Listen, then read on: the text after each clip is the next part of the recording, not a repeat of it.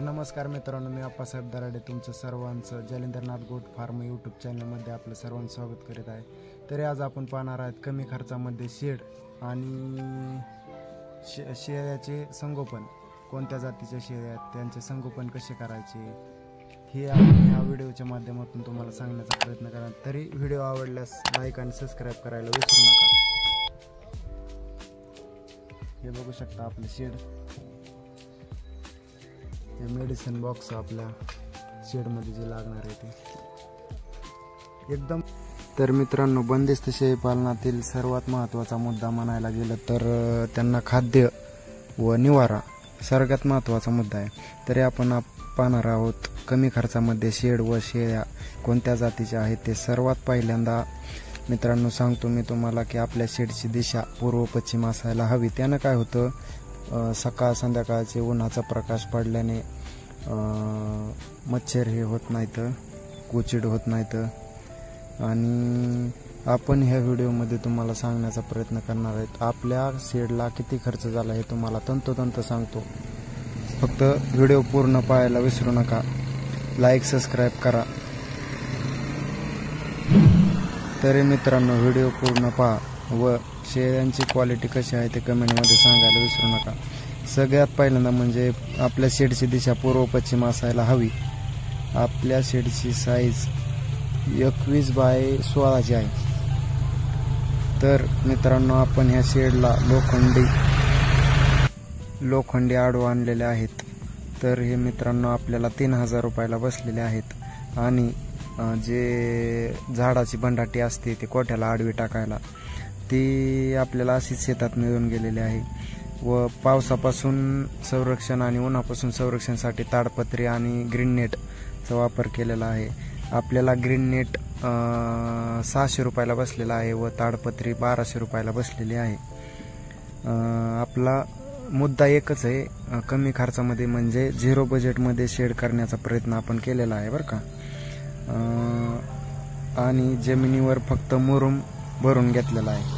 आपल्याला मुरुम भरण्यासाठी 1000 रुपये लागलेले आहेत. असा सर्व टोटल खर्च मिळून आपला 3000 रुपये लोखंडी पाईप आणि 600 रुपये ग्रीन नेट, 1200 रुपये ताडपत्री आणि 1000 रुपये खाली मुरुम भरण्यासाठी गेलेला आहे. आपला टोटल खर्च शेडसाठी 5800 रुपये गेलेला आहे. तरी मित्रांनो, काय म्हणायचं आहे, शेडवर कमी खर्च करा व शेळ्यांवर जास्त खर्च करा.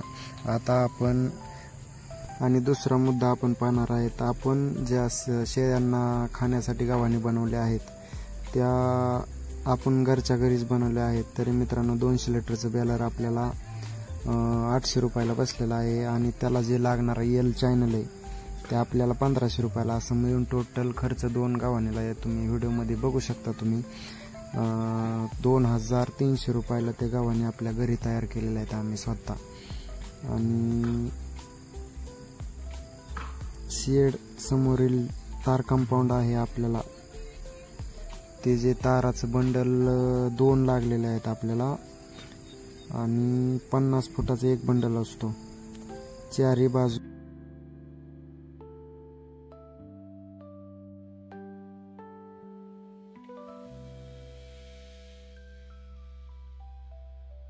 आणि मित्रांनो, जाळी उभा करायला याला अँगलचे 3 बार लागलेले आहेत. म्हणजे टोटल आपल्याला कंपाऊंडला 10,000 रुपये गेलेले आहेत. सर्व मिळून खर्च सांगतो तुम्हाला.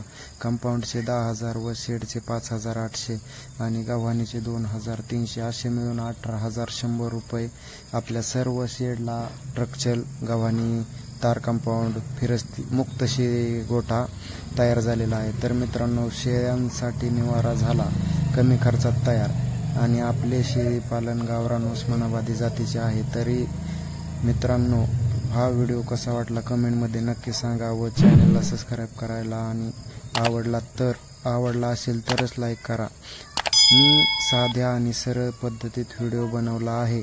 तरी सर्वांनी मला सपोर्ट करा. व्हिडिओ पूर्ण पाहिल्याबद्दल मी तुमचा खूप आभारी आहे. धन्यवाद. आणि मित्रांनो, हे बघू शकता आपल्या शेळ्या मस्तपैकी घास खात आहेत.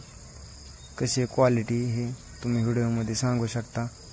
आणि शेडची माहिती तुम्हाला आवडली असेल तर एक कमेंट नक्की बनते तुमची. हे बघू शकता तुम्ही. आणि आतली आत 10 बाय 10चा कप्पा केलेला आहे आपण. आतल्यात हे शेळ्यांच्या समोर दिसतोय तो 10 बाय 10चा कप्पा आहे. म्हणजे 3 कंपार्टमेंट. हे असा मोकळा पेच आहे, हे आतल्या 10 बाय 10 आणि हे शेळ्या हे उभा आहेत बादली हे दिसती. इथं बारीक पेच आहे. ते पिल्लांसाठी केलेलं आहे, खुराकासाठी. खुराकामध्ये आपण पिल्लांना सोयाबीन शेंगदाणा पेंड देतो, शेळ्यांना पण तेच देतो. आणि मित्रांनो हे बघू शकता तुम्ही आपली बोकड शेळी